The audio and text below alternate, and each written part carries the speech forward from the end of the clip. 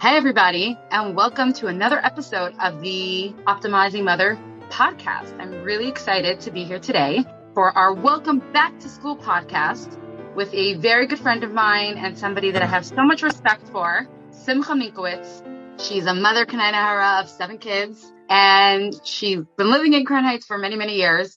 She has 5 daughters in Beis Rivka, and she runs her business together with her husband. And I'm really excited to bring her on the podcast because Simcha inspires me in a very specific way. A lot of people get very overwhelmed by certain problems that there are in the community. There are, things going on, things happening, and Simcha is part of a group of ladies who are not just getting overwhelmed, but they're doing something, and that's inspiring. So welcome, Simcha. Hello. Thank you so much for having me on, Sara. I am, first of all, so happy to this podcast and have the opportunity to speak with you. I'm really amazed at all the things that Beis Rivka is offering its mothers. And I think any woman who's on here right now, just the fact that she's listening shows how much she cares and she wants to help her children succeed. And Hashem should bless everyone who's listening with the success that we need, that our children should be raised in a healthy, happy, firm way as daughters of the Rebbe. And I'm really just inspired by the amount of people that are so willing to grow and learn. So I'm really glad to be on here. I guess we can jump right in about must whenever you're ready. And we're jumping right in about must. So here's really what I want to know. We've seen events about must, we've seen messages about must, and what happened over here? All of us started seeing a growing problem. We started seeing, when I was in high school, only out-of-towners had phones. Today, phones and technology is so prevalent, and you could have a bunch of people sitting around a table being like, oh my gosh, it's crazy. The kids are addicted to phones. The adults are addicted to phones. And then there was a group of women who said, okay, we are creating must. We are doing something to tackle this problem. We are doing something that will start small and that will hopefully grow and expand, and we will make a difference. So, Simcha, can you tell us what is must? What does it stand for? How did you get into it? For the mothers that are a little bit aware, for the mothers that know more but want to expand on it, just take us back to your journey. So I guess I'm just going to give the description of must in a very in a nutshell, and then we'll go into the particulars because there are a lot of particulars how must works and how to make it work, and there's a method to the madness. Okay. So before I start, I want to say that I myself have a problem with my phone, and I see it as an adult that I'm using my phone. I'm on it too much. And what I like to say to all the parents listening is that I think 95% of the people are dealing with the same issue. And the fact that we have the awareness is going to help us come to some sort of help for ourselves and especially for the kids. So in a nutshell, the whole idea of must is that no child should own their own smart device. Okay. That means no smart device, not their own iPad, not their own phone, not their own smartwatch, not anything with smart capabilities should a child have that belongs solely to them. That's really in a nutshell. And then we can get more into the details and in particulars a little bit afterwards, but I want to just make that very clear. I want parents to know that it's very simple and it's very attainable. It can be done. So there were 2 amazing women. Well, really, let's start with the beginning. Chani Morazov heard about this idea and she decided she's running with it. And she spoke to Michal Clare and Nechi Eisenstadt. They're both incredible women from Flatbush community, and they made it work in their own community. So they have tried this. They've seen the success. They've seen what it looks like to start in 4th, 5th grade. And now they have 8th graders leaving their school. None of these kids have had phones. Okay. So there is success. And I want people to hear the success because I feel like when we hear the success, we feel more inspired to actually get it done. And it's interesting that you're going for the mothers. You didn't say schools should ban it. You're saying mothers. Mothers, because mothers and fathers, we are the ones with the capability to do this. We're the ones when a child comes to us, say, no, I love you, but no. So this is Michal's mission. And she gave us very direct guidelines how to do this. But she said she stood in front of a room full of her in her school and she asked, who wants their kids to have a phone? Like, who's happy that their kids have a phone? Not one hand went up in the air. And then she adds, who wishes that their child never had a phone? And every single person's hand went up. And I see this every time I meet a mother. We have the same conversation, and every mother is passionate about it, and people care. And for some reason, when we're alone, it's much harder. So the whole idea of must is that mothers unite and come together to create like a community of mothers that are there to support each other in this unbelievable undertaking. And we can do it. We just need each other in order to be successful. And the unite piece also means all types of mothers. This doesn't matter what type you are, demographic. Exactly. This is not about not from, modern, not modern. This is about raising healthy children that have the right skills to go out in the world and be successful. And every single mother wants that for their child. Right. And there's probably an additional component for like the frumkeit, but we can touch that later. Oh, absolutely, for sure. But I'm saying like this is on a very basic level that children until their 8th grade is like they're creative beings. And they're social beings, and they should be, cultivating their creativity and being more social. So that's really what we want to see from the kids. It's for that age group. It's very, very healthy for them. Right. So tell me a little bit more about your experience with your own daughter. Okay. So Baruch Hashem, I have 5 daughters. And I just want to give a huge shout out to B'Srifka because Baruch Hashem, they're doing very well and my kids love it there. And I'm very blessed to have girls who, even my daughters that I gave phones to, are on this board with me and understand that this is important because they understand that no young child should have a phone. As much as we joke around and they call me a neb and they tell me whatever, take your must sticker off your car, they really are on board with me. So I saw when my daughter was going into high school, everyone said, your daughter's going to be Srifka. Everyone has a phone. It's social suicide. You don't have a phone. It's crazy. How can you not give it to your daughter? And as much as it was against our values, my husband and I felt so disempowered. We were like, if everyone has one and my kid doesn't have one, like, I just felt like, how could I not give her one? And, had I had the idea of must, we would have had a family phone, maybe perhaps something that would be, the family's, not hers on her own. That would have been much more helpful. But I feel like I was sort of alone in the dark. And that was what does a family phone mean? You want to just explain what that means? A family phone would be that maybe there's a device that belongs to the parents and the child could maybe message a friend, could, speak on a WhatsApp. Once they have their own personal device, the cat's out of the bag. It's like there's no going backwards. They come home from school, they throw their backpack off their back. Instead of coming to the supper table and sitting down with everyone, they're in their room. And even if they're WhatsApping, and this is even with filters, and this is even with all the other stuff, the actual device is like a magnet. Like, do you ever notice how any of your little kids just want to touch your phone? They just want to pet it. They just want to tap it. They just want to see the light go on. Like, there's something so powerful about the device that it almost takes away a kid's free choice, or like they're not part of anything anymore. Like if a kid is the Shabbos Ima, one of the little kids in the family, the big kids don't know. They're so engrossed in this device. They're not connecting with their family. They're eating dinner quickly and back in their room. And there are people that say you can make contracts with the kids. These things I find to be very, very difficult because once the child has their own device, it is extremely, extremely hard to take it away from them. And then you have parents who say, oh, you have a very shy child. My child's so shy. She needs to have a device. If she doesn't have a device, she's not going to have friends. And I bought into this idea myself. I thought maybe this would be a great idea, but it's so the opposite. It's so the kid is now, instead of building connections, they have this screen that's like a barrier, that's like the safety barrier, that they don't need to go out and make friendships. They're protected with the screen in front of them. So you're saying almost like instead of the phone helping to make friends, it does the opposite? Instead of it building connection, it does the exact opposite. It causes anxiety and angst. And I've seen it. I've seen it with my own eyes. And I deal with so many parents who are dealing with this issue. And everybody wants to know, like, how can I help? And really, Must is there to help. There's something that we can do. As a community, we have strength in numbers. So we can do it if we all come together. Okay, so somehow you started telling us about the addictive element, and it's so true because, I mean, this is something even adults struggle with. We all do. There is something addictive and powerful.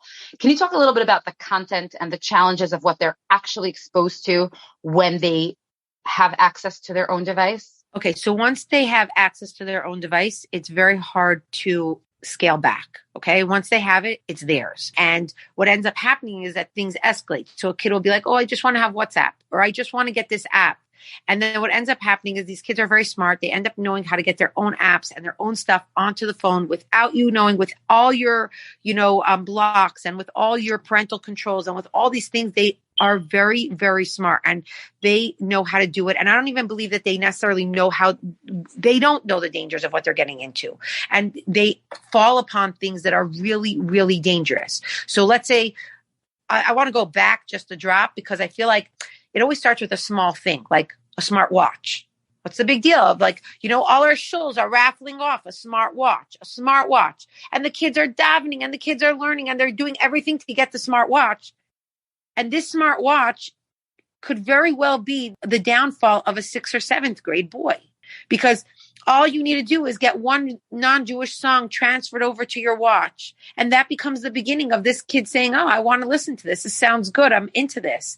And then you have things like gaming and Wi-Fi gaming, where thank God, I don't know how Hashem helped me. I have one son, and at the time I had one son and 5 daughters. And so we did have a gaming device, but I never let him have Wi-Fi. He's like, but I want to play with my friends in my class. I want to play with, there's boys in my class. Oh my gosh, mama. And it was a huge battle. But for some reason, this I felt like was like very dangerous and I couldn't do. But I'm hearing more and more and more that it is becoming more and more of a popular thing amongst our boys to play gaming with Wi-Fi with friends. This is something I would totally say not to do at all. And even if you are thinking of get your kids gaming, try and push it off as long as you can. If your kid's in 3rd grade and he wants gaming, try pushing it off. Like every year you push off, you're going to save a part of them. It's literally the best thing you could do for them is to try and push off and stall as much as you can. And then things get more serious. When the kids have phones and they're getting apps like TikTok and Instagram, that's just like so much to compete with. And we don't even have the tools to compete with such a thing. You're being like inundated with videos all day long. Like Instagram is all about image and how I look and skinny and pretty and makeup and nose jobs and the things that the kids are talking about. And like, oh my gosh, my friend went on a trip and they posted their drink with their icy drink with a lemon and a straw. And like, I remember seeing one of my daughters one day and she was like, oh my gosh, look at my friend's drink. And I was like, this was making her depressed. Because she was looking at a drink. And I'm like, oh my gosh, this is crazy. And it was from a WhatsApp status. It wasn't even from Instagram. So they're getting this whole like world is coming at them very fast, faster than they even know what to do with the information. And what's end up happening is we're losing our kids because Instagram is much more interesting than our classrooms. And TikTok is a lot more interesting than your Parsha class. So can you talk about TikTok a little bit?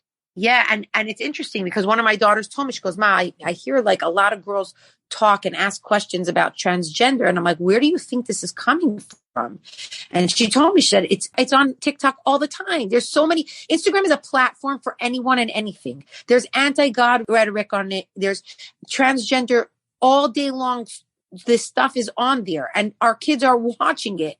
And it's like, on TikTok, it's a platform. Any Joe Schmo can go on there and put on any information and your kid is sitting and watching it. And because a lot of times, a lot of us don't have it. A lot of us don't know what's on it. So we're sitting and we're working so hard, calling up the principals, give us the best teacher for our kid.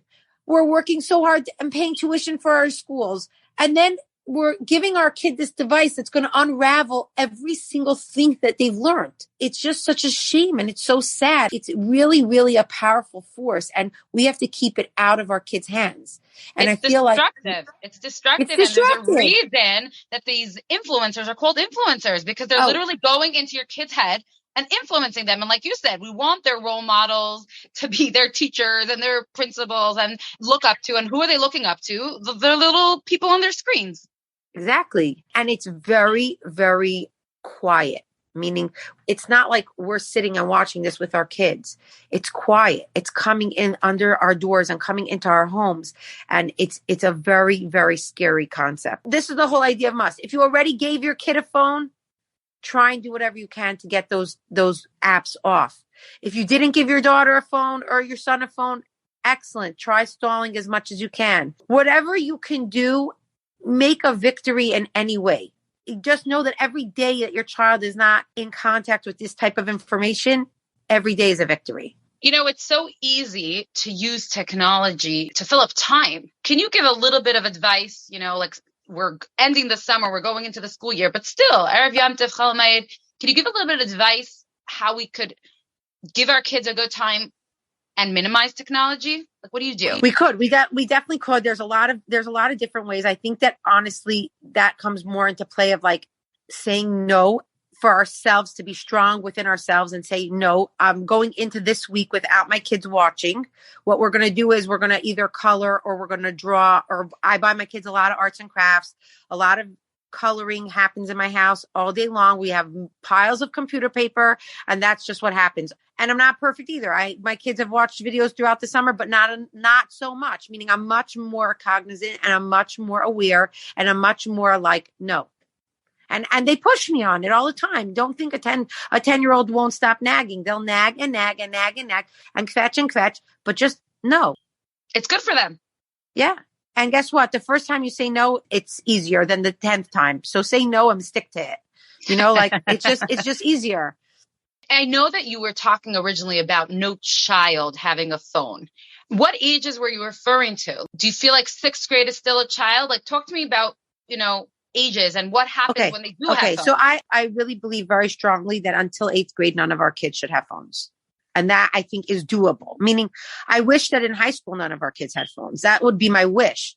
But what we're trying to do is what's doable. So right now, what I feel like is doable, according to must, is until 8th grade. Because it becomes, after that, becomes a lot of fighting with the parents, a lot of like, we want to minimize what does that. Happen if you give a 6th grader a phone? What happens if you're going to give a 6th grader a phone? You're going to see right away that it might look like she has a million friends that she's WhatsApping, but really what's happening is her insecurity level is rising. Her ability to be vulnerable and call a friend is diminishing. So you have a situation where my son was in 7th grade and he had to study for a test. And I was like, why don't you call a friend? And he's like, Ma, no one calls people. And I'm like, no, really, call. He's like, no, I can't. Calling is weird. And I was like, okay. So I called his Rebbe and I was like, you have a test coming. Can you make chavrusa partners with each kid and please have them speak to each other over the phone? So he was like, oh, great. My son came home the next day. He's like, oh, you won't believe it. I have a chavrusa. I'll call my friend. So once it became like normal that everyone's calling, it was normal again. But nobody's going to just pick up the phone and call because we're in a time now where that's not even done. So what's happening is we're all contributing to this. And it's really bad for our kids because they can't pick up a phone and call a friend. Hey, you want to go to ice cream? Hey, you want to go to the park? Hey, you want to come over and play? All those things are being lost. Everyone's just being stuck behind a screen. Right. And the truth is they use it almost like as a protector. They'll show up at a Simcha with it and then they won't have to be uncomfortable because they can just be on their phone. So that like the being at Simchas is a big, like, this is something I really want all the mothers in 5th, 6th grade to really listen really well. Kids that come to a Simcha with a phone, it is really, really so sad because the bas mitzvah girl is waiting for this time, waiting for this night. The parents are waiting for this night. And all of a sudden, all the boys at the bar mitzvah are sitting around a boy with one phone watching a video. And it's so monumentally sad. Right. And same for girls. Same for girls, boys, girls, bas mitzvah, bar mitzvah. It's the same idea. This is for parents of boys and girls. This is not, there's no discrimination here. The whole community, right. The whole community.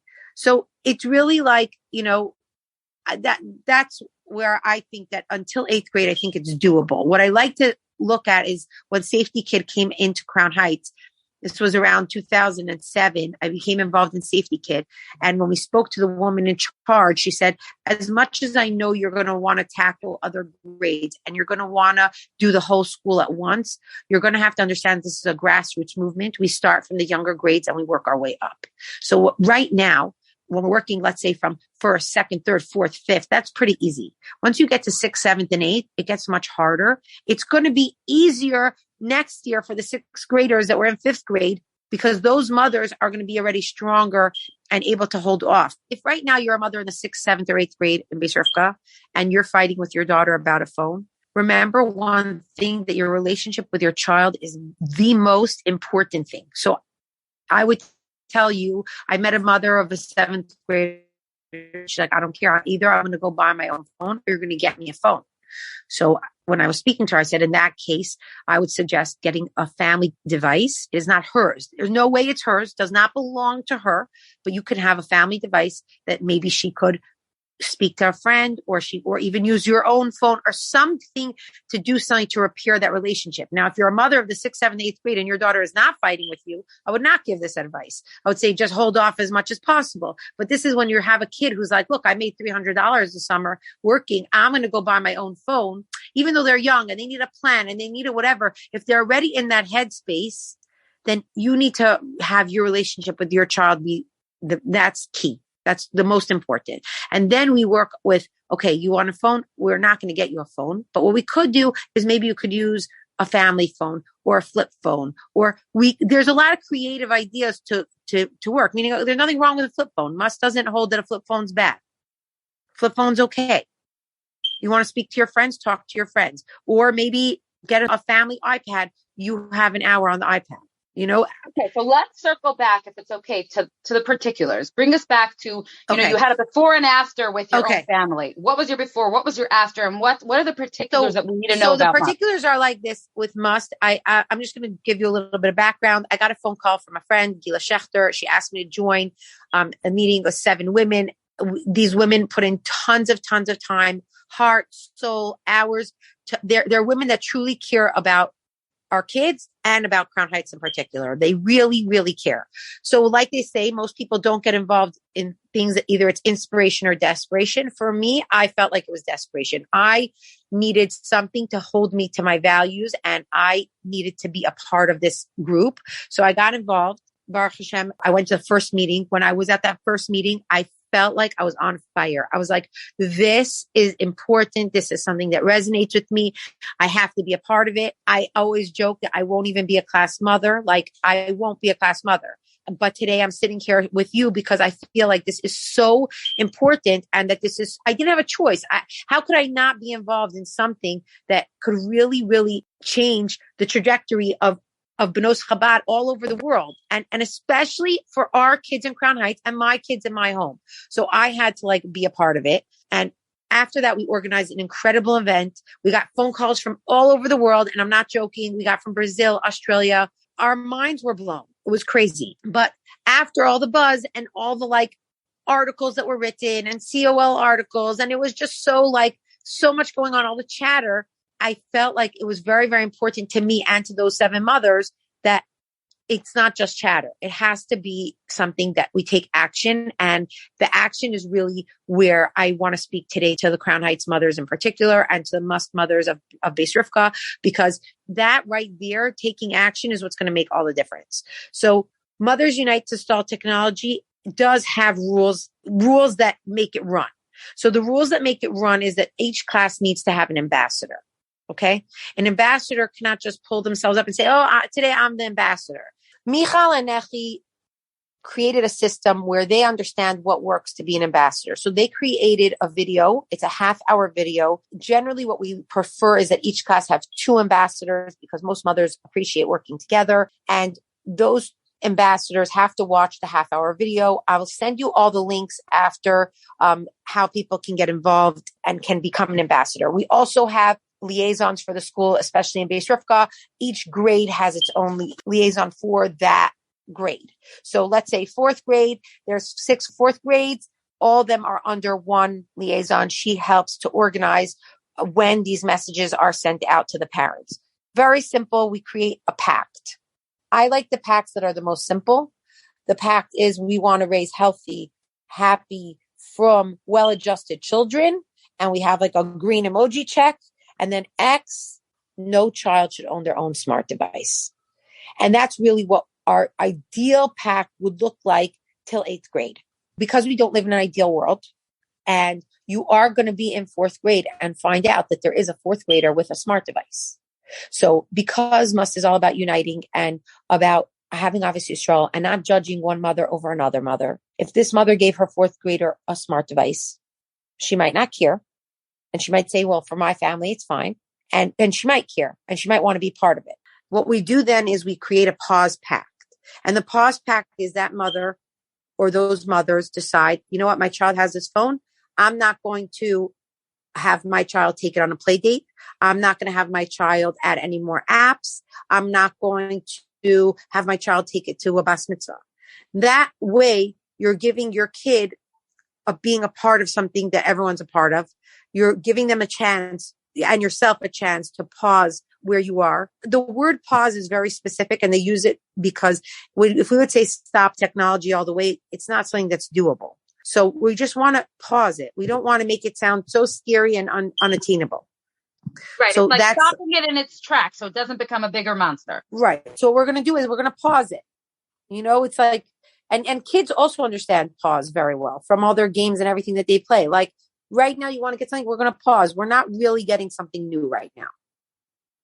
So that's something that's very effective as far as dealing with the pacts. Also, I like to ask the parents on the chat, like if I'm the ambassador, we're all in this together. Please, let's hear your advice. What do you want to add to the pact? What do you think would be good for our class? And I find that when you invite other mothers in, it's all of us together. I'm not telling you how to raise your kids. You're not telling me how to raise my kids. We're doing this together, and everyone's opinions are important and have value. It's amazing. It's amazing. So no kid says like, Mom, the only one that doesn't have a phone, or social suicide. And then what like else happens together. What else is really cool is that ambassadors know, because the ambassadors are going to contact each parent individually. And they're going to ask the parents, like, do you want to be a part of this? And let's say you have 25 girls or 26 girls in your class, and you have 22 of those girls don't have smart devices. The parents now know that they have the upper hand. Mm-hmm. They understand, look, 22 girls have a phone. Shefla, I wish I could get you a phone. I can't. This is not, we're not doing this. And there's without all that pressure of everyone has, but I don't. Because now you actually have the stats and now you actually know what's going on. So what does it take to be an ambassador, Simcha? It takes to be an ambassador, somebody who's a uniter, someone who the class really respects. It has to be the person who's going to bring the class together, who understands that it's a real challenge, who's there to help. And the ambassador really does not have a big job, honestly. They post up twice a year or 3 times a year. Like we did something amazing this year. The girls that I work with were like amazing, and they got this done so fast. The women, I should say, not girls, but they put together a flyer of sitting by the Hanukkah Licht without being on your phone. And whoever was by the Hanukkah Licht without their phone, they got prizes. It was really, really special because it was like a half hour of time, sitting together with your family. And it really is something that's doable. So The ambassadors will have maybe 3-4 times a year where they're just like in the beginning of the year, hi guys, who's in this pack? And then people will post me, and we'll have 26 parents in the class ideally say, I'm in it. And we even start in pre-1A, meaning pre-1A, first grade, second grade, third grade. It becomes a culture of the school that everybody knows this is what we're aiming for. And that eventually, when our fourth graders become fifth graders, it's not even a question. We're not getting a phone. When the fifth graders then become sixth graders, and the goal is that in Eretz Hashem, we should see our kids graduating 8th grade, Beis Rivka, graduation with no phones. And I think that would be an ultimate victory. Wow. This is amazing. And I want to tie it back to the beginning where you took something overwhelming and you broke it down to something so simple. No child till 8th grade should have a phone. It's like we could do something. It's giving the power back to the mothers. It's amazing. Absolutely. I always say, Dennis Prager always says vitamin N is very healthy for kids. Say no. And not no in a not nice way. No in a firm, loving, caring way. No. I love you and no. It's interesting. There's more lice essays. There's more no's than mitzvah essays, which are yeses. Interesting. There's limits are good for us and they're healthy and they make us stronger. And this is part of chinuch. This is part of chinuch, like teaching limits. And today we call them boundaries. But this is it. There's chesed and there's gvura. This is it. And I love talking about success stories because I think success stories are amazing. And I love what Mendy Pellin did. He said that he bought the iPad off of his daughter. He paid her good money for it, but she gave it to him and she was willing to be a part of it. And you know what? The kids, I believe that they really want this too. Wow. I do believe that this is healthier for the kids and ultimately the kids want this. Even though they don't know how to express it as such, we all want it. We all want to be able to have our time and not have it stolen from a phone. You know, it's like... Right. And at the same time, we want to be able to use the my love. In other words, a child could know they have a bubby that lives in Israel. They could get on and video call her, but that's it. Course. You know, now go play with chalk, you know? Of course. Exactly. Now go play with chalk. The key is that we're all on technology all day. So for us to tell our kids that they'll never have it is never going to work. So that's why Must is just here to stall. We're here just to stall as much as we can and to open up this conversation and make it into something that we can see. I believe we could see it happen and we could see much more success. Year by year, we'll see a lot more success. That's what I believe. Right. And we're going to see success in the chinuch. We're going to make them be a keli, like they'll be receptive to be able to hear what their teachers are working so hard to instill in them and what the parents are working so hard to instill in them.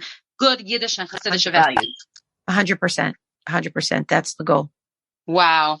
Thank you so much, Simcha. When we share this podcast, we'll share it with all your links. And if your class does not have an ambassador, if your MBA Rivka and your class does not have an ambassador, please reach out and we will be glad to guide you. Take care. Thank you so much, Sara. Thank you, everyone. Thank you. Thanks for joining the Optimizing Mother podcast. And we look forward to a wonderful year together and wishing you all a ksiva v'chasima taiva and a good gebench year.